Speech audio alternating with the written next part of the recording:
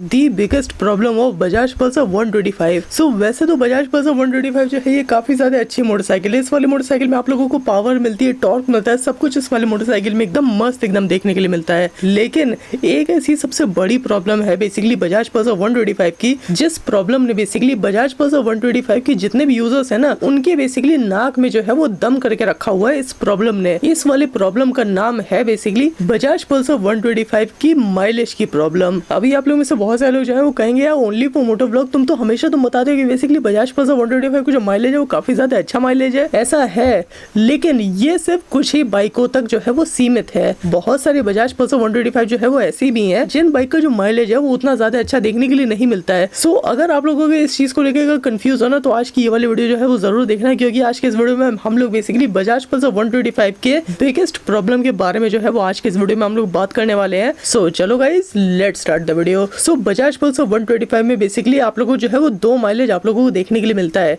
एक बजाज पल्सर 125 में जो है वो आप लोगों को माइलेज काफी ज्यादा अच्छा देखने के लिए मिलता है। जैसे कि जो बजाज पल्सर 125 जो है वो मेरे पास है, उस वाले बाइक का जो माइलेज है वो मुझे मिला है 58 kmpl। लेकिन बहुत सारे बजाज पल्सर 125 ऐसी भी हैं जिन बाइक का जो माइलेज जो निकल के आता है ना, वो निकल के आता है बेसिकली 40 से लेके 45 किलोमीटर पर लीटर तक, जो कि कम्यूटर मोटरसाइकिल के हिसाब से बहुत ही ज्यादा बुरा माइलेज है, काफी ज्यादा बेकार माइलेज है। सो कौन सी बजाज पल्सर 125 का जो माइलेज है वो बेकार है और कौन सी बजाज पल्सर 125 का जो माइलेज है वो अच्छा माइलेज है, इस चीज को हम लोग जो है वो कैसे पहचाने। सो बजाज पल्सर 125 का बेसिकली जो 2023 मॉडल है, जो एकदम न्यूअर मॉडल है, उन बाइक का जो माइलेज होगा वो बहुत ही ज्यादा बढ़िया होगा, है ना, जो कि मतलब एक टिपिकल कम्यूटर मोटरसाइकिल का होना चाहिए। लेकिन जो 2023 से पुराने मॉडल्स है ना, जैसे कि 2022 का मॉडल या फिर 2021 का मॉडल, उन बाइक का जो माइलेज आता है वो बेसिकली बहुत ही ज्यादा बेकार आता है ना। जैसे कि मैंने आप लोगों को बताया 40-45 तक का माइलेज बेसिकली पुरानी बजाज पल्सर 125 जो है वो देती है। नई बजाज पल्सर 125 का जो माइलेज है वो अच्छा माइलेज है, पुरानी बजाज पल्सर 125 का जो माइलेज है वो बहुत ही ज्यादा बुरा माइलेज है। अब आप लोग पूछोगे कि अब ऐसा है क्यों, क्योंकि बजाज पल्सर 125 जो है ये तो मतलब सेम ही ना मोटरसाइकिल है, इसमें ऐसा क्या इसमें डिफरेंस हो गया है। देखो डिफरेंस बेसिकली ये है कि कोई भी मोटरसाइकिल कंपनी होती है वो बेसिकली अपने बाइक को जो है वो हर साल वो अपडेट करती है और उसमें कुछ ना कुछ उसमें अपग्रेड जो है वो करती है। 2023 से पहले जितने भी मॉडल्स आए थे उन सारे बाइक का जो माइलेज था वो बेकार माइलेज था, और इस चीज की कंप्लेन जो है वो बजाज के पास गई थी, जिससे कि मतलब बजाज ने अपने बाइक में कुछ चेंजेस किए, जिससे कि मतलब नए वाली जितनी भी बजाज पल्सर 125 की जितनी भी बाइकें आ रही हैं, इन सारे बाइक का जो माइलेज है वो मतलब आप लोगों को जो है वो ज्यादा अच्छा देखने के लिए मिलता है। सो अब ऐसा क्या है कि पुराने बजाज पल्सर 125 की जो माइलेज है वो इतना ज्यादा बेकार है, लेकिन जो नई वाली बजाज पल्सर 125 है उस वाले बाइक का जो माइलेज है वो इतना ज्यादा अच्छा माइलेज है। सो जो पुरानी वाली जो बजाज पल्सर 125 थी ना, उस वाले बाइक का जो माइलेज था वो बेकार सबसे पहली बात इस वजह से था क्योंकि उस वाले बाइक में जो है वो आप लोगों को कार्बोरेटर आप लोगों को देखने के लिए मिलता था। तो कार्बोरेटर का बेसिकली नुकसान ये होता है कि कार्बोरेटर में जो फ्यूल होता है ना वो एकदम फ्री फ्लो में बहता रहता है ना, जिससे कि मतलब कार्बोरेटर से ऑब्वियसली जो फ्यूल का जो यूजेज है वो ज्यादा हो जाता है ना, इसके काउंटर पार्ट के कंपैरिजन में। नए बजाज पल्सर 125 में जो है वो बजाज ने जो अपडेट किया है ना, जिससे कि मतलब इस वाले बाइक का जो माइलेज है वो आप लोगों को ज्यादा अच्छा देखने के लिए मिलता है। वो अपडेट बेसिकली बजाज ने जो है वो ये किया है कि इस वाले बाइक में बजाज ने दिया है फ्यूल इंजेक्शन। फ्यूल इंजेक्शन भी बेसिकली कार्बोरेटर की तरह होता है ना, ये भी मतलब पेट्रोल को रेगुलेट करने का काम करता है आप लोगों को ये बाइक में, लेकिन ये बेसिकली एक इलेक्ट्रॉनिक यूनिट होती है। मतलब ये जो फ्यूल को जो कंट्रोल करता है ना वो करता है इलेक्ट्रॉनिकली। तो ये जो है ये काफी ज्यादा प्रिसाइज वे में आप लोगों के बाइक के इंजन में जो है वो फ्यूल को भेज पाता है, जिससे कि मतलब आप लोगों के बाइक में पेट्रोल जो है वो एकदम फ्री फ्लो में नहीं जाता है, जिसका नतीजा ये होता है कि आप लोगों के बाइक का जो माइलेज है वो बढ़ जाता है, क्योंकि ऑब्वियसली जब फ्यूल जब ज्यादा जब यूज नहीं होगा तो आप लोगों के बाइक का जो माइलेज है वो डेफिनेटली बढ़ जाएगा। सबसे पहला चेंज तो बेसिकली यही हो गया कि बजाज ने जो है वो कार्बोरेटर को हटा के इस वाले बाइक में 2023 मॉडल के बाद जितने भी मॉडल आएंगे इन सारे बाइक में जो है वो बजाज फ्यूल इंजेक्शन का यूज करेगा, है ना, जो कि मतलब काफी ज्यादा अच्छी बात है। जो दूसरा जो अपग्रेड किया है ना बेसिकली बजाज ने बजाज पल्सर 125 में, ये एक्चुअली एक डाउनग्रेड है। 2023 मॉडल के बाइक के इंजन में बेसिकली बजाज ने जो है वो कुछ चेंजेस किए हैं, जैसे कि इस वाले बाइक का पावर और टॉर्क अगर आप लोगों इसके प्रीवियस जनरेशन वाले बजाज पल्सर 125 की अगर बात करो तो प्रीवियसली जितनी भी बजाज पल्सर 125 आती थी उन सारे बाइक में आप लोगों को पावर एकदम अच्छी खासी आप लोगों को जो है वो देखने के लिए मिलती थी। लगभग आप लोगों को जो है वो 12 bhp की पावर और आप लोगों को 11 न्यूटन मीटर का टॉर्क जो है वो आप लोगों को देखने के लिए मिलता था पुराने बजाज पल्सर 125 में, जिससे कि उस वाले बाइक की जो परफॉर्मेंस है वो आप लोगों को ज्यादा देखने के लिए मिलती थी। नए वाले बजाज पल्सर 125 का जो 2023 मॉडल है या फिर इसके बाद जितने भी मॉडल आएंगे उन सारे मॉडल में बेसिकली बजाज ने जो है वो पावर को भी कम किया है और टॉर्क को भी कम किया है, जिससे कि कि मतलब इस वाले बाइक का जो माइलेज है वो बढ़ सके। जो बजाज पल्सर 125 का जो 2023 मॉडल है, इस वाले बाइक में जो आप लोगों को जो पावर देखने के लिए मिलती है वो आप लोगों को मिलती है 11.64 bhp की पावर एट 8500 rpm। और इस वाले बाइक में आप लोगों को जो टॉर्क देखने के लिए मिलता है वो आप लोगों को देखने के लिए मिलता है 10.8 न्यूटन मीटर का टॉर्क एट 6500 rpm। तो बजाज ने बजाज पल्सर 125 के 2023 मॉडल में सीधे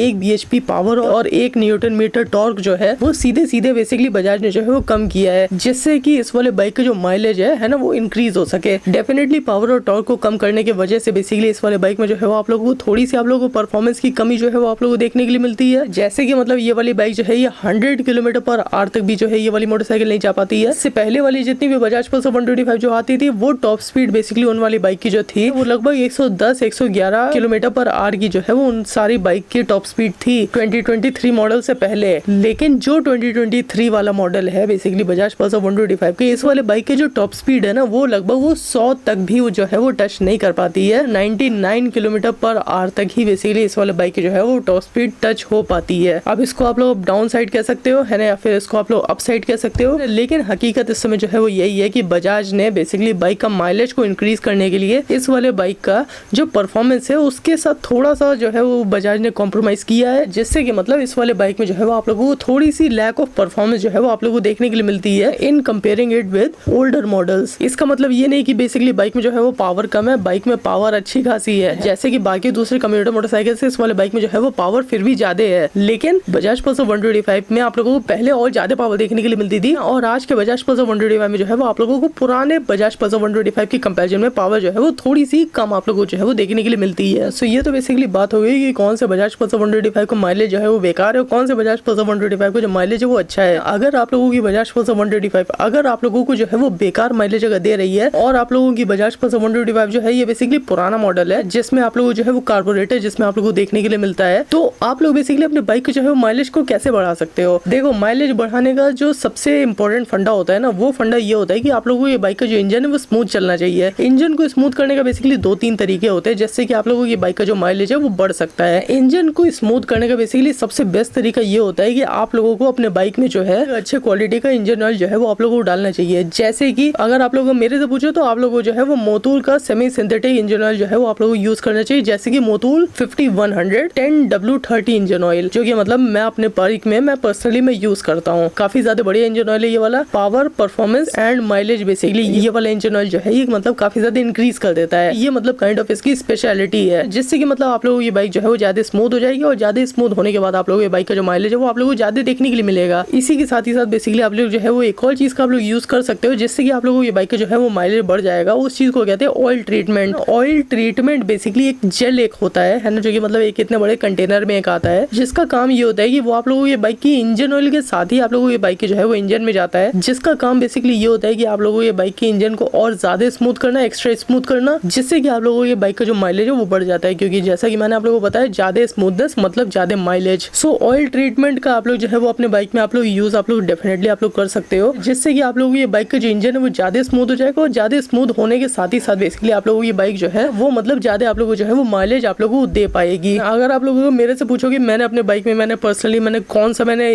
कॉम्बिनेशन जो है मैंने यूज किया, तो मैंने अपने बाइक में जो है मोटूल का 5100 और एब्रो का ऑयल ट्रीटमेंट बेसिकली मैंने अपने बाइक में जो है वो यूज किया है, जो कि मतलब काफी ज्यादा डेंजरस कॉम्बिनेशन है। बहुत ही ज्यादा अच्छे तौर पे जो है ये वाला कॉम्बिनेशन बेसिकली काम करता है, जिससे कि आप लोगों की बाइक की परफॉर्मेंस भी बढ़ती है, आप लोगों की बाइक का माइलेज भी बढ़ता है और इसी के साथ ही साथ आप लोगों की बाइक का जो इंजन है वो और ज्यादा स्मूथ हो जाता है। जितनी भी बेसिकली आप लोगों की बाइक में से जितनी भी रफनेस होती है वो सब चली जाती है इस कॉम्बिनेशन को यूज करने से। अगर आप लोगों की बजाज पल्सर 125 जो है वो पुराना मॉडल है ना, 2023 से पहले लॉन्च हुआ मॉडल है, 2022 मॉडल है या फिर 2021 मॉडल है, और आप लोगों की बाइक जो है वो अगर बेकार अगर माइलेज दे रही है, तो आप लोग जो है वो इस डेंजरस कॉम्बिनेशन को आप लोग डेफिनेटली जो है वो आप लोग यूज कर सकते हो, जिससे कि आप लोगों की बाइक का जो माइलेज है ना वो आप लोगों को जो मिल रहा है उससे आप लोगों को लगभग 5 किलोमीटर पर लीटर या फिर 10 किलोमीटर पर लीटर जो है वो आप लोगों को ज्यादा माइलेज देखने के लिए मिल सकता है। वो लगभग 40-45 kmph से बढ़ के वो लगभग आप लोगों को जो है वो 50 तक जो है वो आप लोगों को बेसिकली इस वाले बाइक का जो है वो माइलेज मिल सकता है। अगर आप लोगों के स्मूथ राइडर हो तब आप लोगों की बाइक का जो माइलेज है वो आप लोगों को कहीं ना कहीं 55 किलोमीटर पर लीटर तक जो है वो आप लोगों को मिल सकता है, अगर आप लोगों के इस कॉम्बिनेशन को अगर यूज अगर करोगे तो। सो आज की वाली वीडियो थी बेसिकली बजाज पल्सर 125 के सबसे बड़ी प्रॉब्लम प्रॉब्लम के बारे में, जो प्रॉब्लम बेसिकली कुछ लोगों को जो है वो आती है, जिन लोगों के पास बेसिकली पुरानी बजाज पल्सर 125 है, उन लोगों को जो है वो माइलेज बहुत ही ज्यादा बेकार उन लोगों को ये बाइक में जो है वो देखने के लिए मिलता है 125 सीसी वाले बाइक होने के हिसाब से। सो चलो गाइस, अगर ये वाली वीडियो अगर अच्छी लगी तो नीचे जो लाइक और सब्सक्राइब का जो बटन है उसको दबा देना, और अगर कोई भी सुझाव, कोई भी कमेंट, कुछ भी लिखने का मन कर रहा हो तो नीचे कमेंट बॉक्स खुला हुआ, इस पे जाके लिख देना। सो चलो guys, bye bye, see you soon, see you tomorrow. मैं मिलता हूं आप लोगों से कल। चलो गाइस, बाय बाय।